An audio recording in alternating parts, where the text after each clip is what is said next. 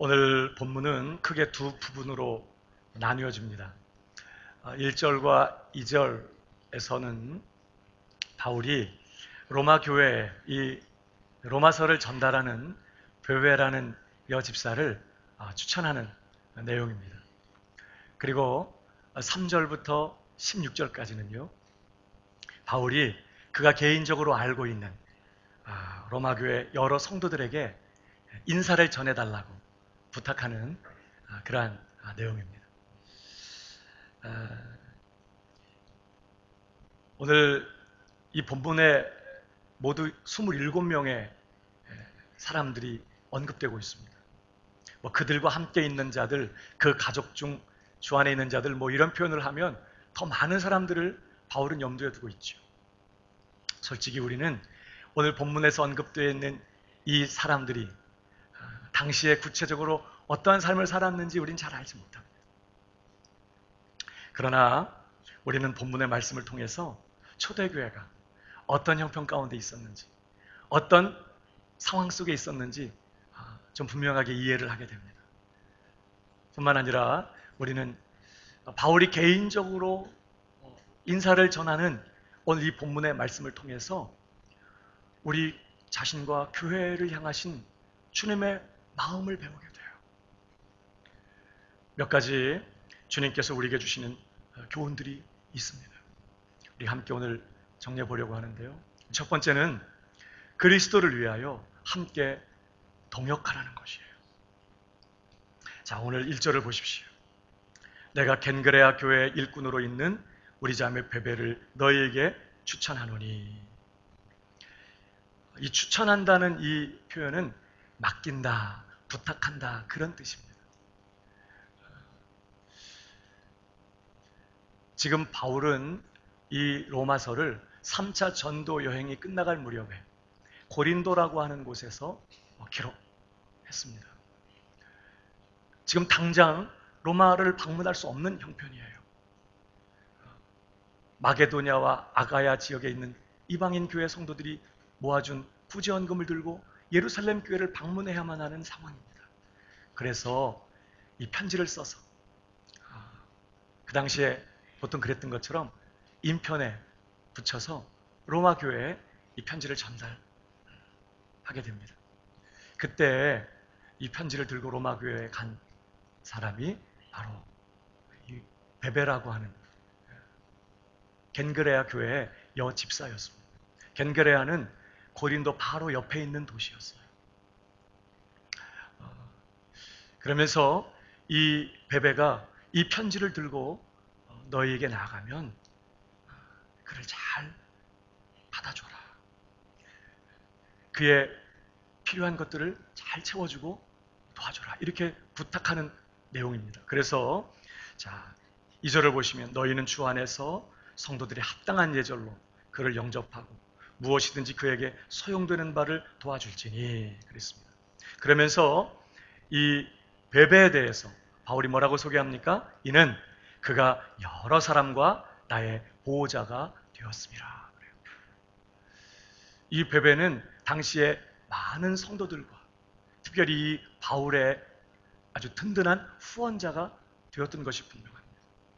여기 2절에 있는 것처럼 무엇이든지 그에게 소용되는 바를 도와주라고 이렇게 부탁하잖아요. 그러니까 베베가 바울에게 그런 사람이었다는 뜻이에요. 나의 보호자가 되었다. 이 표현은 든든한 후원자로서 정말 그가 사역할 때 필요한 것들은 무엇이든지 이 베베가 도와주고 그의 필요를 채우고 섬기면서 그렇게 물심양면으로 이 바울의 사역을 후원했던 그런 사람이었다는 뜻이에요. 어디를 가든지 하나님께서는 이런 사람들을 만나게 하셨어요. 그리고 이런 분들의 후원과 섬김과 헌신을 통해서 바울이 계속해서 사역을 감당할 수 있도록 그렇게 했던 것이죠. 3절도 보시기 바랍니다. 너희는 그리스도 예수 안에서 나의 동역자들인 브리스가와 아굴라에게 문안하라. 이런 표현이 나와요. 지금 브리스가와 아굴라가 로마 교회에 있어요. 그들에게 나의 인사를 전해달라고 부탁하는 내용입니다.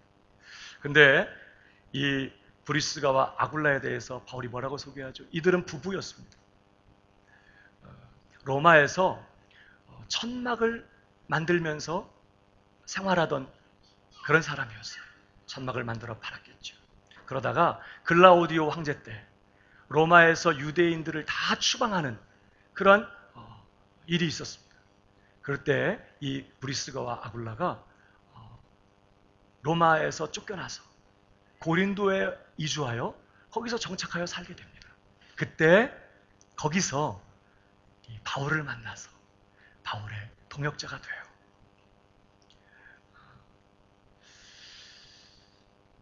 브리스가는 아내이고요. 아굴라가 남편입니다. 보통 남편 이름이 먼저 나오는데 아내 이름이 먼저 나오는 거 보면 이 브리스가가 당시 교회에서 굉장히 영향력 있는 그런 위치에 있었던 것 같습니다.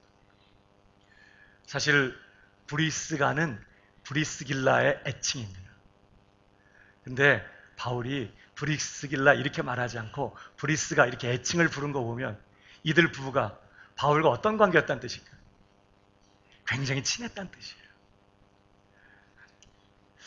이 부부에 대해서 바울이 뭐라고 소개하죠? 4절을 보세요. 나의 동역자들이라 그러면서 4절에 그들은 내 목숨을 위하여 자기들의 목까지도 내어놓았다. 이게 어떤 상징적인 표현인지 아니면 실제 있었던 일을 언급하는 이야기인지 우리는 구체적으로 알지 못하지만 중요한 것은 이들 부부가 정말 바울을 위해서라면 무엇이든지 할 수 있었던 사람들이라는 거죠. 그 정도로 바울을 아끼고 사랑하고 바울의 사역에 헌신하면서 함께 마음을 다해서 동역했던 그런 사람들이라는 뜻이에요.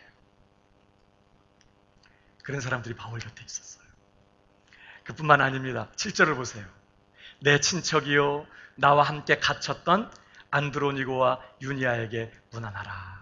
여기 내 친척이라는 말은 일가 친척이라는 의미도 있지만 동족 유대인이라는 의미도 있어요. 그러니까 이분들이 동족 유대인이라는 의미고 나와 함께 갇혔었다 이렇게 말합니다. 그러니까 이 안드로니고와 유니아는요 바울과 함께 감옥에 갇혔었던 일이 있었어요. 여러분 감옥에 갇히면 어때요? 너무너무 외롭고 고독하겠죠. 너무너무 힘든 상황들을 보내게 돼요. 그런데 이 안드로니고와 유니아가 베드로가 홀로 감옥에 갇히고 그 고독하고 외로운 감옥 생활을 할 때 같이 감옥에 있었다는 거예요. 그리스도를 위하여 바울과 함께 매를 맞고 바울과 함께 고난을 당하면서 그 외롭고 고독한 바울 곁을 지켜주면서 바울의 사역에 함께 동역했던 그런 사람들이었다는 뜻입니다. 9절을 보실까요? 그리스도 안에서 우리의 동역자인 우르바노와 나의 사랑하는 수다군에게 문안하라 그런 표현이 나와요. 여기 우리의 동역자인 우르바노. 이 우르바노는 당시에 아주 흔한 노예 이름입니다. 이 우르바노스. 이 우르바노는 그러니까 노예 신분이거나 노예 출신이었다가 지금은 자유인이 된 그런 사람인 것을 우리가 추정하게 돼요. 그는 노예 신분이면서 혹은 노예 출신이면서 바울을 도와서 복음을 전하며 하나님의 말씀을 가르치는 일에 아주 남다른 열정을 가지고 그렇게 바울과 통역했던 그런 사람이었던 것을 바울이 지금 얘기하는 것이죠. 여기 아까 했던 것처럼 나의 보호자, 나의 동역자, 나와 함께 갇혔던 자, 우리의 동역자. 여러분 이런 표현들을 통해 우리가 뭘 추측할 수 있죠? 바울은 결코 혼자 사역한 사람이 아니었다는 뜻이에요. 그는 아주 위대한 대사도였고 누구보다도 깊은 은혜를 체험했던 능력의 사람이었습니다. 그러나 그럼에도 불구하고 그가 복음을 전하며 교회를 섬기는 이 사도의 일을 감당함에 있어서 그는 결코 혼자 하지 않았다는 거예요. 많은 사람들과 네트워킹이 되어 있었습니다. 그들과 함께 동역했어요. 그들의 후원과 섬김과 여러 가지 도움을 통해서 그가 사도로서의 사역을 감당했다는 것입니다. 사실 지금 로마 교회, 이 로마서를 보내는 목적도 뭐죠? 궁극적으로는 로마 교회와 앞으로 교제하게 되고, 이제는 로마 교회와 함께 그들의 헌신과 도움과 후원을 통해서 서바나 선교를 담당하기 위하여, 다시 말하면 이 로마 교회와 함께 서바나 선교의 사역을 감당하기 위하여 지금 이 로마서를 기록하고 있는 거예요. 그러니까 바울은 결코 혼자 사역하는 사람이 아니에요. 그는 아주 큰 은혜를 체험했고 큰 능력을 받은 대사도였지만, 그래서 자기 혼자 다 할 수 있다고 생각하지 않았어요. 나는 여러분들이 필요합니다. 지금까지도 여러 사람들이 나의 사역을 도왔고, 나의 후원자가 되었고, 나의 보호자가 되었고, 나를 위해 기도해 주었고, 나와 함께 갇히면서 내 곁에 함께 있으며 나를 도왔습니다. 지금도 나는 여러분들이 필요합니다. 지금까지 나와 함께 나를 도왔던 그 사람들에게 안부를 전해 주십시오. 지금 그런 대목인 거예요. 사랑하는 여러분, 우리 중에 누구도 혼자 신앙생활 할 수 있는 사람 없습니다. 우리 중에 그 누구도 혼자서 사명을 감당할 수 있는 사람 없어요. 주님께서 어떤 한 사람에게 모든 것 다 맡기시지 않습니다. 골고루 하나씩 다 나눠주셨어요. 그러니까 나한테 있는 게 그분에게는 없는 거예요. 그러니까 때로 우리가 연약하니까 어때요? 아이고, 왜 이렇게 못났나, 그런 생각 하게 됩니다. 우리가 부족하니까. 혹은 저분에게 있는 게 나한테는 없을 수 있어. 그래서 왜 난 없나, 그래서 열등감에 사로잡히기도 하고 비교하면서 불평하는 마음, 질투하는 마음 있을 수 있어요. 우리가 연약하니까. 그러나 주님은 우리에게 모든 것 다 맡기지 않았어. 오히려 골고루 다 나눠주셨어요. 뭐 하라고?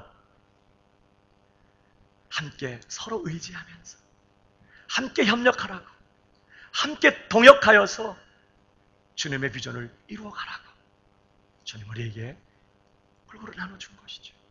바울은 자기가 다 혼자 할 수 있다고 말하지 않아요.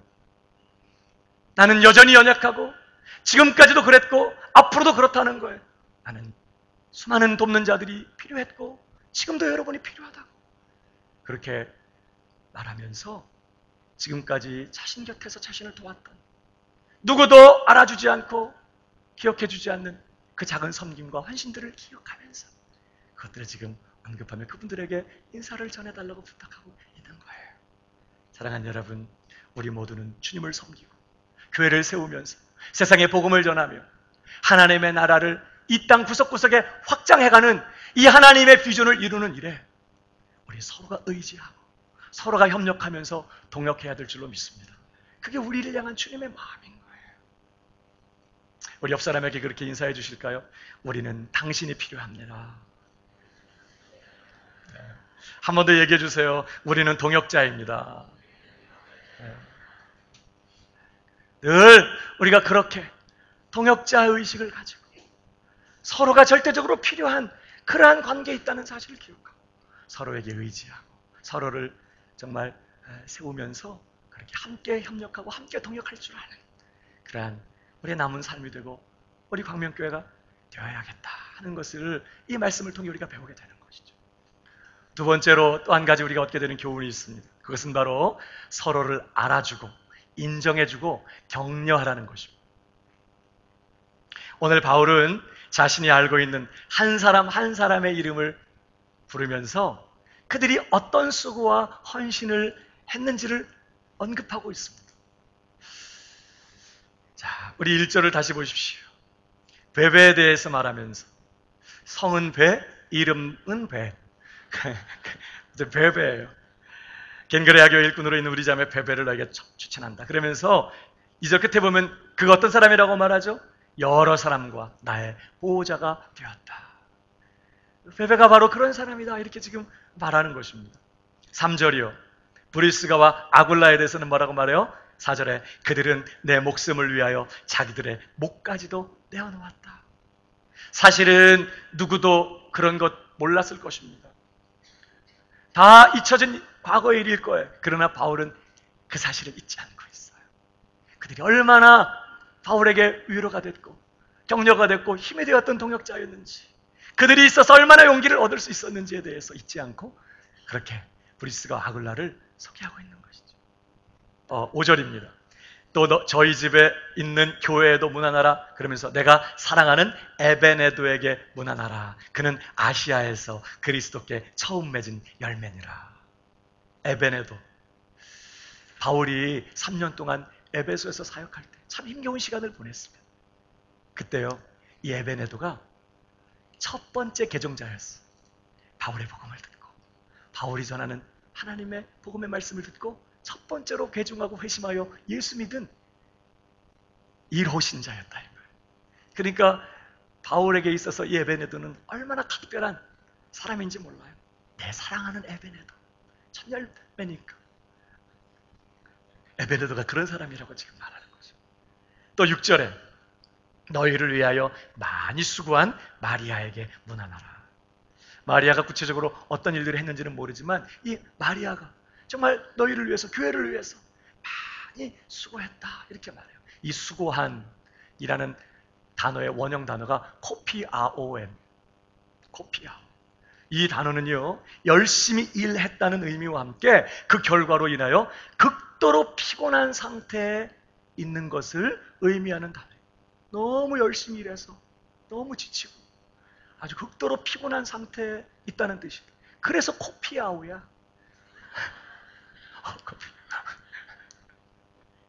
지금 마리아는 교회를 위하여 정말 많이 수고하여서 그 자신이 극도로 피곤한 상태가 될 때까지 그렇게 교회를 위해서 섬기며 수고했던 그런 마리아라는 거예요.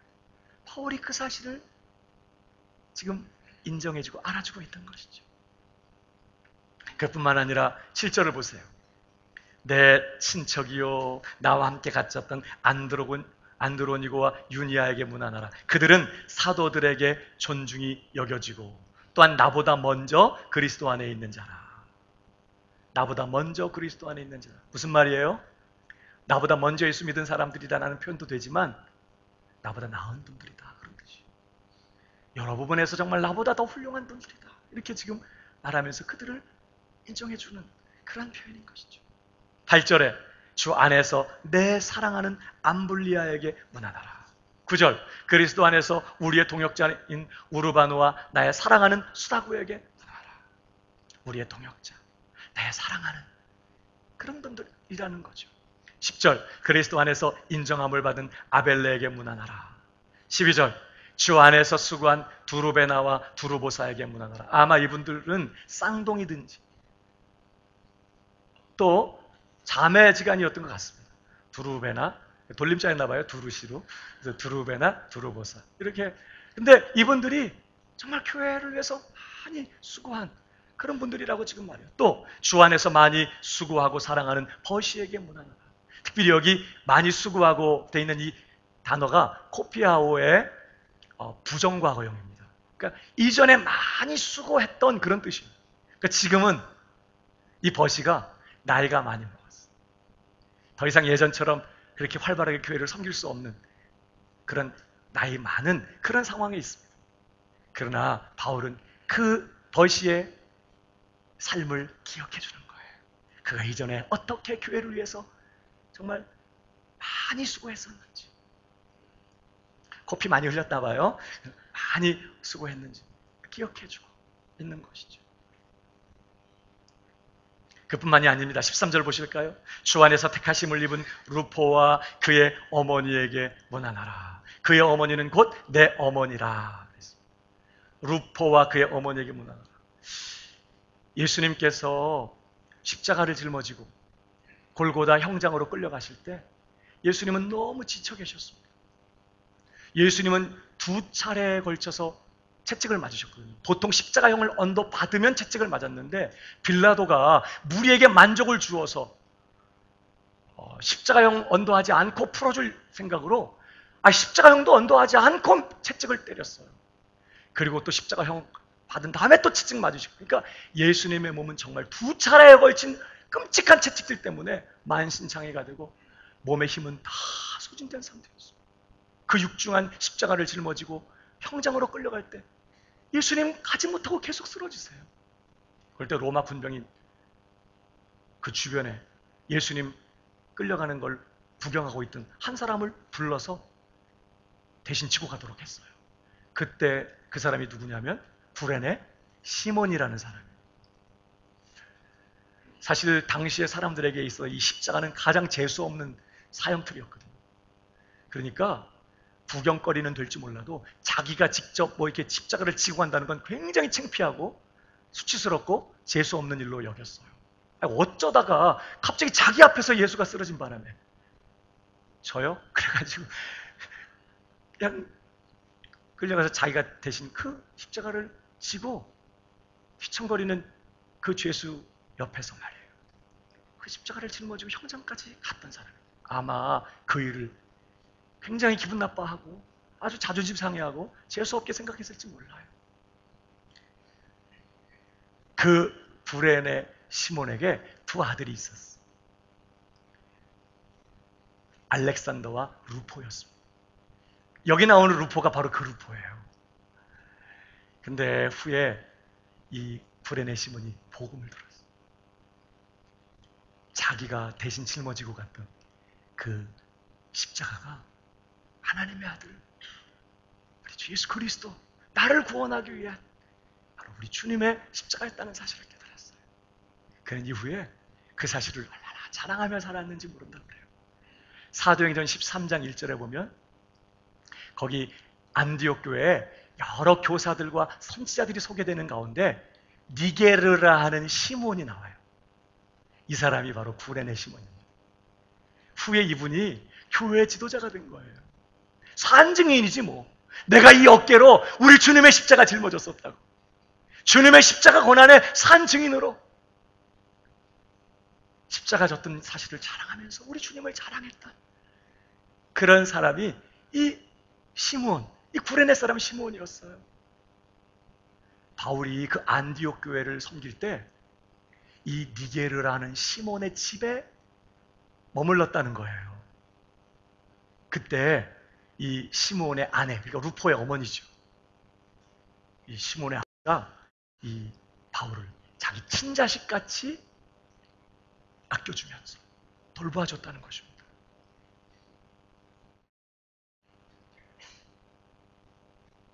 여러분, 니게르라는 말은 피부가 검다 그런 뜻이에요. 구레네 이 시몬은 어떤 사람일까요? 검은 흑인이었어요. 그러면 루포의 어머니 시몬의 아내도 흑인일 가능성이 높죠, 그죠? 한때도 그랬지만 이 당시에도 피부색 때문에 차별을 당했던 것이 분명합니다. 사람들이 무시하고 인정하지 않았던 게 분명해요. 피부가 검다. 오늘 바울은 그 루포의 어머니를, 시몬의 아내였던 이 여인을 자기 어머니라고 말합니다. 그가 어떻게 자기를 아껴주고 사랑하고 돌보았는지 그 과거에 있었던 은혜를 잊지 않고, 다른 사람들은 피부색 검다고 그 여인을 차별하고 무시했을지 모르지만 바울은 그는 내 어머니라 그러면서 그의 수고를 기억해주고 있는 거죠. 그뿐만 아닙니다. 14절 보실까요? 아순그리도와 블레군과 허메와 바드로바와 허마와 및 그들과 함께 있는 형제들에게 문안하라. 여기 그들과 함께 있는 형제들이란 말은 가정교회를 말합니다. 그들과 함께 이름도 없이 예배 자리를 지키고 기도하는 그 자리를 지키면서 이름도 없이 주님의 교회를 섬기는 그 사람들을 지금 언급하고 있는 거예요. 또 15절 블롤로그와 율리아와 또 네레오와 그 자매와 올룸바와 그들과 함께 있는 모든 성도에게 문안하라. 여러분, 함께 있어준다는 게 이게 얼마나 큰 힘이 되는지 몰라요. 함께 자리를 지켜주고 함께 그 자리에 있어주는 게 이게 얼마나 큰 섬김인지 몰라.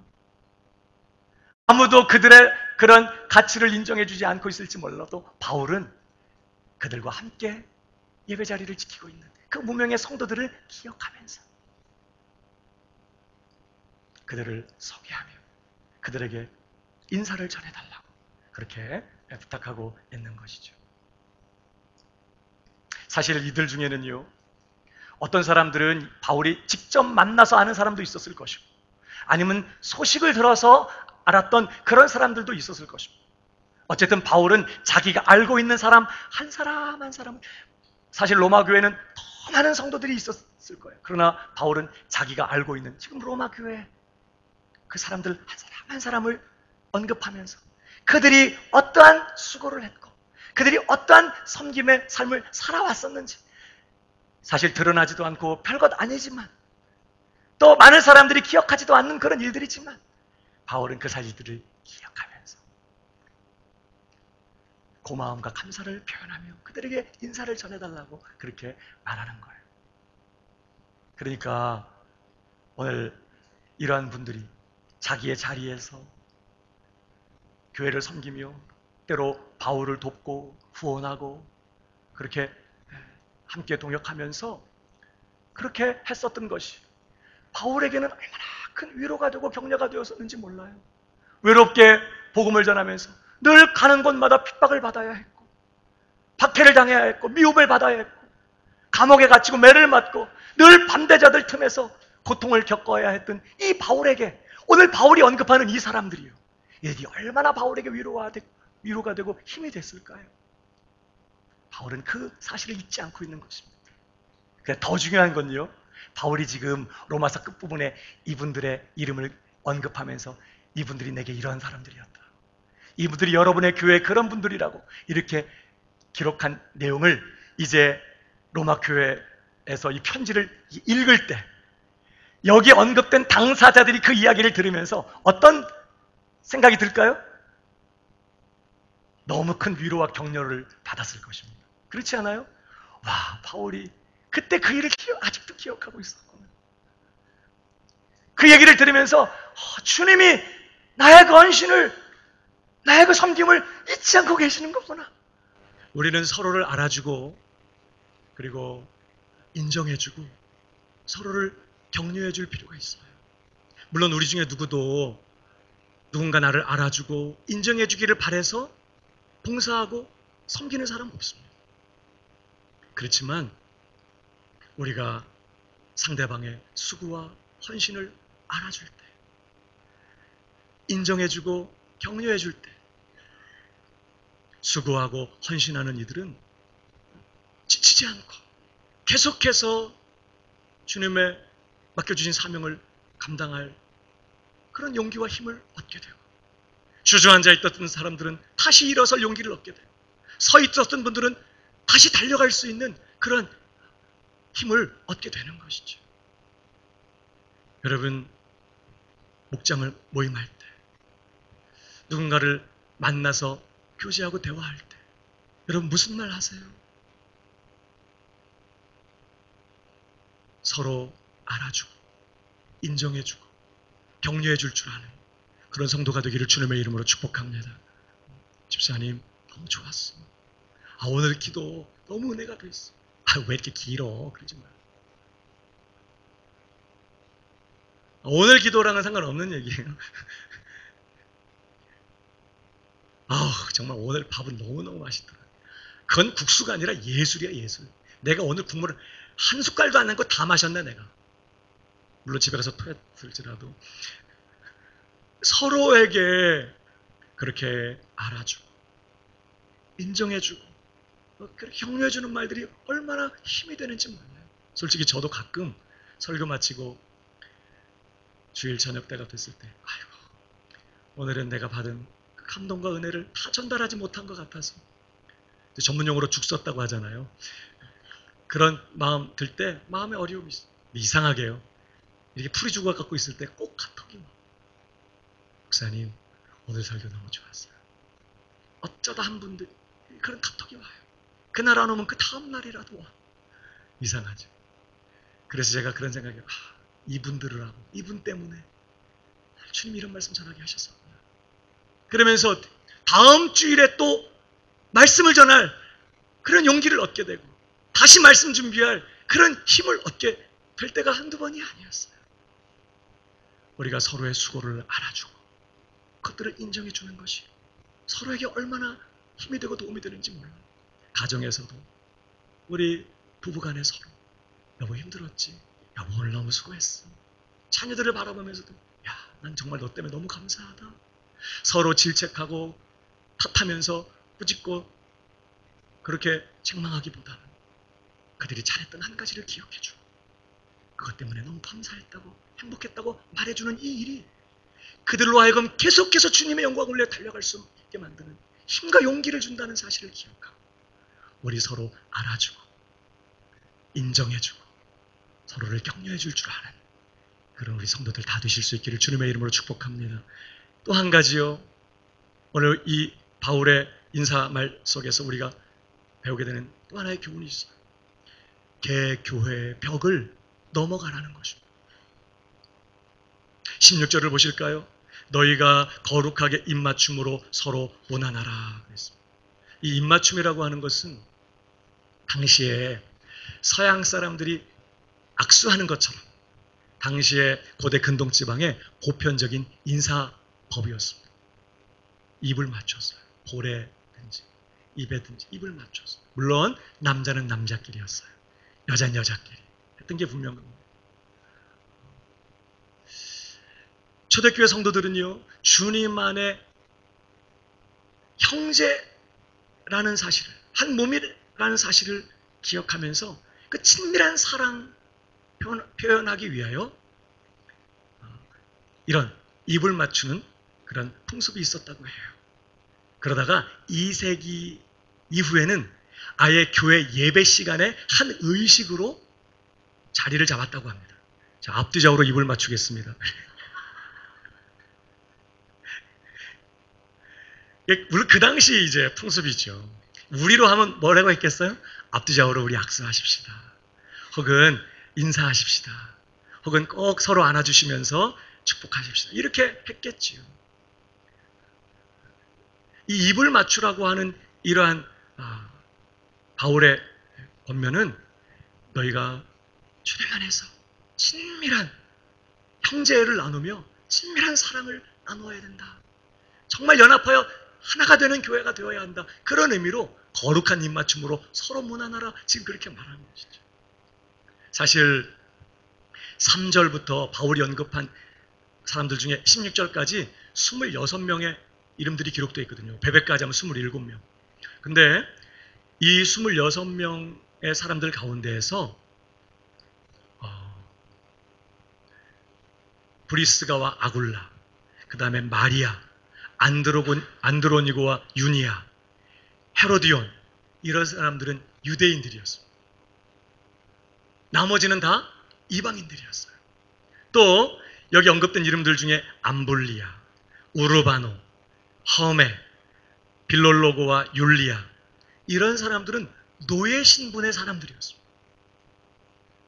반대로 아리스토블로의 권속들 혹은 나기수의 가족들 중 주 안에 있는 자들, 이분들은 당시에 아주 상류계층에 속했던 그런 사람들이었어요.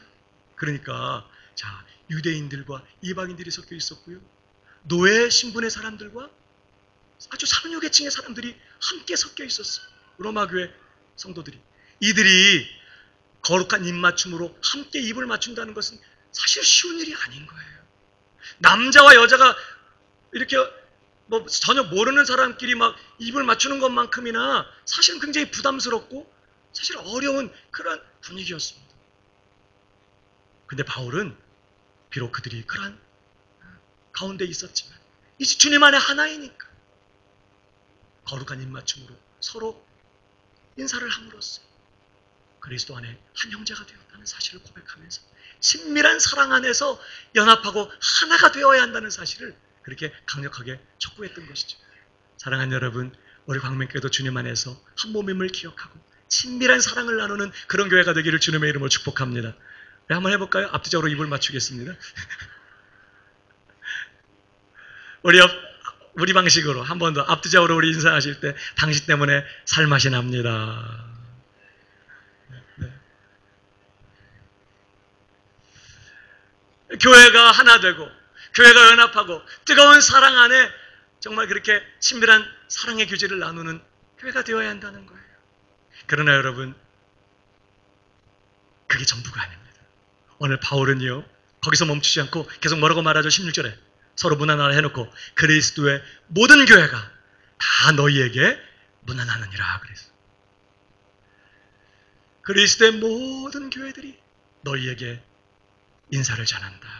너희를 축복하고 너에게 감사를 표하고 너희들을 위해 기도하고 있다. 이렇게 지금 말하는 것입니다. 여기 그리스도의 모든 교회는 당시에 존재했던 모든 교회들을 말하는 건 아닐 것입니다. 그럼 여기 그리스도의 모든 교회, 여기서 언급되고 있는 그리스도의 모든 교회는 어떤 교회를 말할까?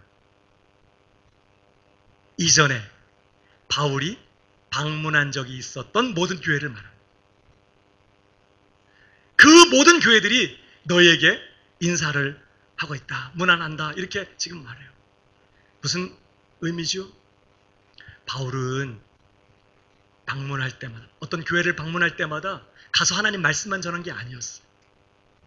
어떤 교회를 방문하면 자기가 알고 있는, 이전에 자기가 방문한 적이 있었던 교회들에 대한 소식을 다 꺼내놓는 것입니다. 어느 지역에 어떤 교회는 몇 분의 성도들이 모여서 거기서 주님을 예배하고 섬기고 있는데 이런 은혜가 있어서 너무 감사했고 지금 이런 어려움이 있습니다. 여러분 꼭 기도해 주십시오. 이 교회는 이런 상황 가운데 있고 이런 은혜가 있어 감사한데 이런 어려움이 있으니 여러분 꼭 기억하고 기도해 주십시오. 바울은 가는 곳마다 이전에 자기가 방문했었던 알고 있는 모든 교회들에 대한 소식을 다 그렇게 전했던 거예요. 그러니까 바울이 방문한 교회들은 다른 교회들에 대한 소식도 다 알고 있어. 바울을 통해서 듣고 뭘 위해서 기도해 줘야 되는지, 어떤 일들 때문에 감사한지 정말 그렇게 다 알고 있었던 거예요. 그러니까 사실 교회가 지역적으로 흩어져 있었지만 예수 그리스도 안에서 교회는 하나뿐인 거예요. 거리가 떨어져 있기 때문에 고린도, 에베소, 갈라디아, 빌립보 이런 식으로 지역적으로 흩어져 있는 것이지 한 분 예수 그리스도 안에서 한 성령의 역사를 통해 말이에요. 한 분 하나님을 아버지로 고백하면서 예수 그리스도 안에 한 몸을 이루고 있었던 것이죠. 그 교회들이 지역적으로 이렇게 흩어져 있는 거예요. 그러니까 네 교회 내 교회가 없는 것입니다. 그 교회 우리 교회가 아니에요. 주님 안에서 모두가 주님의 몸된 교회이고 그 교회의 문제는 곧 우리 교회의 문제인 것이고 그 교회가 감사할 일은 우리가 기뻐할 일이고 그 교회가 기도하는 제목은 우리가 기도하는 제목이었던 거예요. 바울은 교회를 그렇게 생각했어요. 너희끼리 뜨겁게 사랑해야 된다. 그래, 그게 전부가 아니라는 거예요. 그리스도의 모든 교회들이 너희를 알고 있고 너희를 위해서 기도하고 있다. 인사를 전한다. 너희를 축복하고 있다. 이렇게 지금 말하고 있는 것이죠.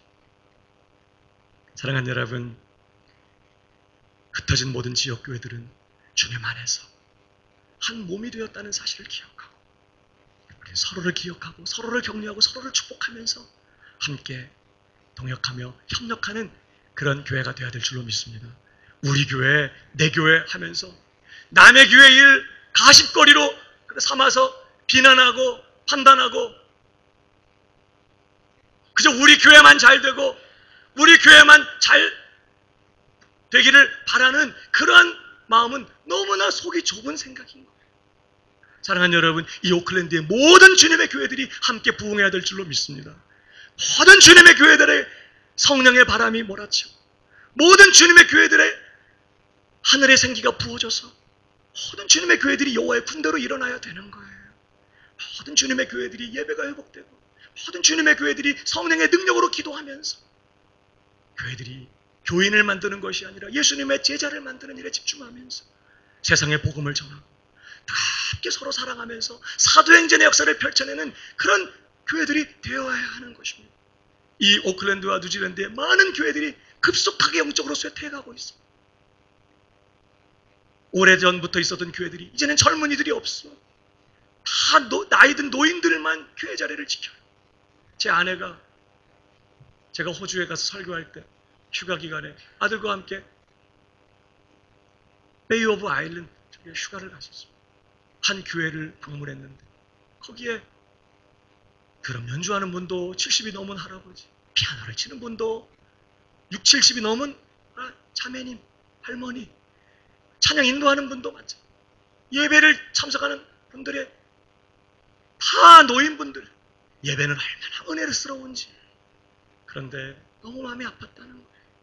제가 그 얘기를 듣는데 마음이 어렵더라고요. 교회마다 젊은이들이 사라졌어요. 다음 세대를 이어갈 일꾼들이 사라지고 있어요. 교회들마다 교회를 목회할, 그때 갔더니 그 교회에서 서약하던 목사님이 은퇴식을 하던 주일이었다는 거예요. 후임으로 와서 섬길 사역자가 없는 상황입니다. 지금 이 땅에 교회들이 급속도로 영적으로 어려운 가운데 있어요. 이 땅의 모든 교회들이 다시 부흥하고 이 땅의 모든 교회들 위해 하늘의 생기가 부어지도록 우리 광명교회는 깨어서 우리 교회의 부흥만이 아니라 우리 교회만 잘 되는 것이 아니라 모든 교회들이 부흥되고 모든 교회들이 잘 되기를 위하여 부르짖고 기도하는 그런 교회가 되기를 주님의 이름으로 축복합니다. 절대 남의 교회 이야기하지 않기로 해요. 어려운 문제가 있으면 우리가 함께 기도할 문제라고 생각해서 나누고 기도해 줄지언정 함부로 교회에 어려운 일들을 들추고 함부로 교회가 이러쿵저러쿵 말하면서 함부로 판단하고 평가하는 이런 일 하지 않기로 하십시다. 모든 주님의 교회가 우리 교회인 것이죠. 사실 우리 광명교회가 2006년도부터 인도, 캄보디아, 베트남, 올해는 또 태국, 옆에 있는 미얀마죠. 계속해서 교회 예배당이 없어서 사람들이 모이지만 예배당이 없어요. 가정교회에서 사람들이 모이지만 예배당이 없으니까 비가 오면 비를 맞아야 돼요. 사람들이 많아지는데 어디 들어가서 예배할 곳이 없고 이제 그런 교회들 소식을 듣고 저희들이 매년마다 헌금을 창립주일 헌금을 모아서 예배당 건축을 위해서 신학교 건축하는 일을 위해서 제빵 선교센터 올해는 그 헌금으로 보내드려요. 2006년도부터 지금까지 인도와 캄보디아, 베트남 지역에 올해 것 빼고 10개 정도의 교회 예배당을 지어줬어요. 계속 소식이 들려와요. 그렇게 예배당을 건축한 다음에 너무너무 교회들이 잘 되고 있다는 거예요. 많은 사람들이 모여들고 솔직히 우리는 베트남에 가본 적도 없고 그분들 만난 적들이 없죠. 베트남에서 예배당이 없어서 모이는데 너무나 어려움을 겪고 있다는 얘기를 들었을 때 그건 우리의 남의 이야기가 아니라고 생각된 거예요. 우리 성도님들이 마음을 모아서 같이 헌금하고 기도하면서 보낸 물질들이 거기 아름다운 예배당을 만들고 그곳에서 건강한 교회들이 세워지고 있어요. 또 베트남의 지하교회들은요. 성도님들이 10명, 20명, 30명 이런 교회들이 그러니까 목사님이 이 목회가 너무나 어렵습니다. 재정적으로 너무 힘들어. 자기가 먹고 살 거 해가면서 목회를 해야 되니까. 그래서 저희 교회에서 후원 그 헌금을 보냈어요. 매달 150불씩 한 교회를 3년간 입양을 해서 보냈어요. 그 돈을 모아서 그 목사님들 가정에 소를 샀어요. 어제 지난 3년 동안 우리가 보냈던 재정들로 그 교회들이 어떻게 했는지에 대한 보고가 왔어요. 사진이 왔어요. 아까 이제 우리 집사님 보여주려고 했던 사진이 그거예요. 거기 보면요, 소를 사서 이제 암소, 숫소 이렇게 소를 사서 줘요. 우리가 보낸 헌금을 모아서. 그러면 이 소들이 이제 아이를 낳아. 그러면 그 새끼 소를 팔아서 이제 재정을 마련하는 거죠. 그렇게 해서 목회자들이 자기 생활을 할 수 있도록 그렇게 돕는 사역들을 계속해 왔어요. 솔직히 우리는 만난 적도 없었고 그리고 저분들이 어떤 사역을 하는지 우리는 구체적으로 알지도 못해요. 가본 적도 없어요. 그러나 우리들이 정성껏 모아서 보낸 그 헌금들이 목회자들이 계속해서 목양할 수 있는 그런 삶의 기반을 만들어주는 그런 역할을 했던 것이죠. 사랑하는 여러분, 네 교회 내 교회가 어디 있습니까? 주님 안에 다 한 교회이고 모든 주님의 교회들이 부흥해야 될 줄로 믿습니다. 모든 교회들이 잘 되어야 하고 모든 목사님들이 성령의 능력에 힘있게 사역을 감당해야 되고 모든 주님의 교회 성도들이 부흥을 경험하면서 사도행전의 역사를 감당해 가야 되는 거예요. 우리 광명교회는 개교회의 벽을 넘어서서 이제는 이 오클랜드와 뉴질랜드의 모든 주님의 교회들을 내 가슴에 끌어안고 이 땅의 교회들의 하나님의 부흥이 임하도록 기도하면서 열방의 모든 교회들을 가슴에 끌어안고 주님 오시는 그날까지 주님의 나라가 세상 구석구석에 침투에 들어가도록 그렇게 함께 헌신하고 함께 동역하는 우리 광명교회가 되기를 주님의 이름으로 축복합니다. 오늘 우리는 바울의 문안 인사를 통해서 우리에게 들려주신 주님의 음성을 들어요. 세 가지였습니다. 첫 번째는 그리스도를 위하여 함께 동역하라는 거예요. 혼자 하지 말고 서로를 인정해주고 서로를 세워주면서 함께 동역하라. 두 번째는요, 서로를 알아주고 인정해주고 격려하라는 것입니다. 세 번째는요, 대교회의 벽을 넘어가라는 거예요. 모든 주님의 교회들을 가슴에 끌어안고 모든 주님의 교회들을 사랑하고 축복하면서 하나님 나라 위하여 불꽃처럼 우리의 남은 생애를 불태우는 우리 광명교회 모든 성도들 다 되실 수 있기를 주님의 이름으로 축복합니다.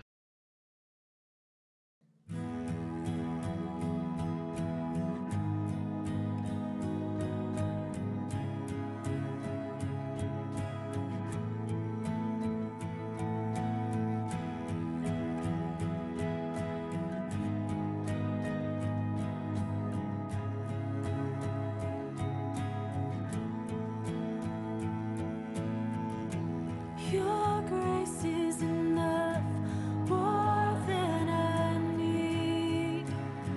At your word, I will believe. I'll wait for you.